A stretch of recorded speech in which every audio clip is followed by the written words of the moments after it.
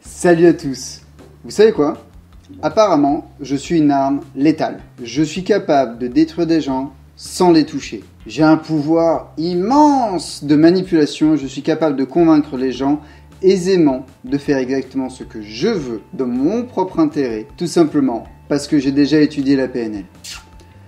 Eh ben, on en entend des conneries.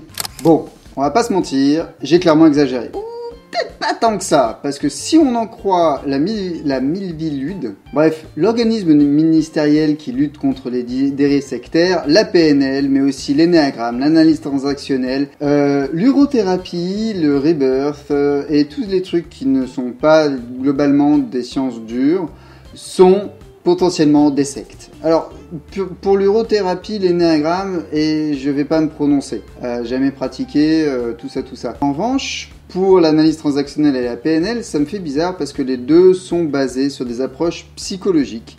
Ce n'est pas de la psychologie, ce sont des approches psychologiques et qui, normalement, ont plus ou moins fait leurs preuves. Je vais pas vous bassiner des heures sur ce que je pense de ce classement. Je suis biaisé, clairement, parce que j'ai suivi plusieurs formations en PNL. Je suis ce qu'on appelle un maître praticien PNL. Ça veut dire quoi en gros? Ça veut dire que j'ai suivi différentes étapes de formation jusqu'à ce qu'on considère que je suis en maîtrise des outils et de la philosophie de la PNL. Et clairement, pour moi, la PNL, c'est surtout une méthode et une vision autour de la communication interpersonnelle qui me permet de mieux accompagner les gens. On va commencer au début. La PNL, comme toutes les méthodes de développement personnel, comme toutes les méthodes de management, comme toutes les méthodes autour de la nutrition et comme tous les sports, c'est inerte. En somme, comme dans tous les cas précédemment cités, cette méthode d'accompagnement personnel et d'accompagnement au développement personnel n'est que ce qu'on en fait. Prenons l'exemple d'un couteau de cuisine. On peut l'utiliser pour couper des légumes, couper de la viande, faire un magnifique repas pour les gens qu'on aime. En gros, s'en servir pour être un outil de lien, un créateur de souvenirs. Bref, quelque chose de cool quoi. Et puis on le donne à quelqu'un de fragile et puis elle peut se faire mal avec. Et puis on le donne à un déséquilibré grave et puis il va sur les Champs-Élysées, il trucide un maximum de personnes avant que les forces de l'ordre n'interviennent et le dézinguent. C'est exactement pareil avec la PNL. Alors, avec ces mythes de pensée, on pourrait justifier quasiment tout et n'importe quoi. Les drogues, les armes à feu, Hanouna. Alors oui, vous allez me dire c'est gratuit sur Hanouna. Bah pas tant que ça, parce que le gars, on lui a donné une plateforme, on lui a donné des caméras, des gens, des micros, des trucs comme ça. Et le mec, il a préféré faire touche pas à mon poste plutôt que de faire les mots de minuit ou c'est pas sorcier. Enfin bref, un truc qui ferait du bien à la planète quoi.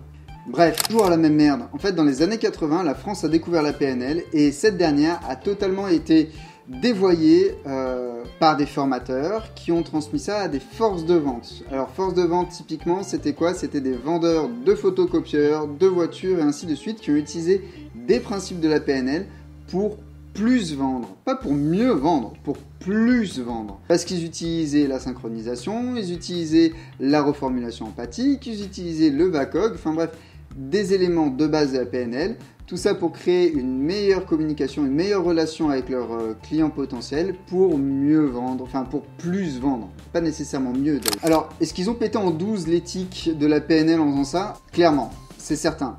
Mais je vais pas me cacher derrière l'éthique pour défendre la PNL et je vais pas dire que du moment qu'on a une éthique irréprochable, tout ira bien, parce que c'est faux. J'adore ce que permet la PNL. Personnellement, elle m'a beaucoup apporté. J'accompagne mieux mes clients grâce à ça. Je connais plein de collègues coachs qui font pareil et qui utilisent la PNL à bon escient. Ça m'a permis de mieux comprendre certaines problématiques de mes clients et de mes proches aussi.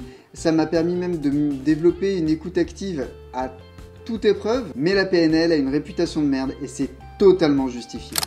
On enseigne encore la synchro et 2 ou 3 trucs de base de PNL dans des formations de force de vente. Et on oublie qu'à la base, tout ça, cette manière de créer une relation toute particulière avec les personnes qui sont autour de nous, cette manière d'écouter, cette manière de reformuler avec empathie, de se synchroniser, tout ça, c'était créé pour mieux accompagner les gens, pour qu'ils deviennent la version d'eux-mêmes qui leur faisait envie, qui leur faisait plaisir. Et ouais, à la base, la PNL, c'était quelque chose de pensé comme positif.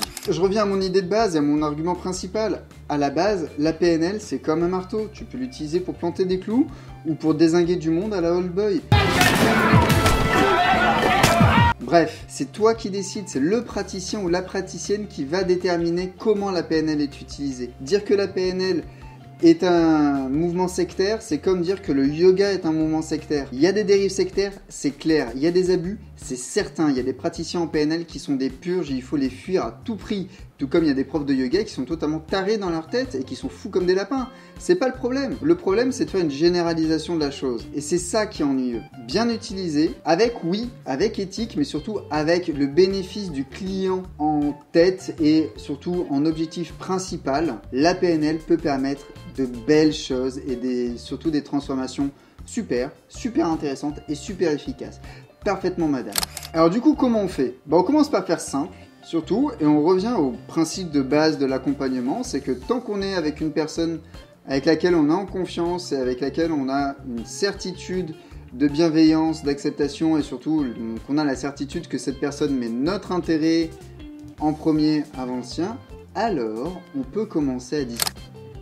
Je vous propose de vous poser 2 questions pour déterminer si ça vaut le coup de travailler, notamment avec un coach, mais surtout en utilisant la PNL qui reste un outil, une trousse à outils assez puissante et assez délicate. La première question c'est, est-ce que pour cette personne je suis un portefeuille sur pattes ou est-ce qu'elle veut vraiment m'aider à devenir la meilleure version de moi-même? Et la deuxième question c'est, est-ce que à n'importe quel moment, avant même de discuter avec cette personne, je me sens pris dans un entonnoir duquel il m'est très difficile de m'extraire? Est-ce que je me sens manipulé? Est-ce que je me sens gêné dans ma réflexion? Est-ce que, en gros, je me sens déjà un peu heurté dans ma manière de fonctionner? Si c'est le cas, barrez-vous vite, barrez-vous loin et ne rappelez plus cette personne.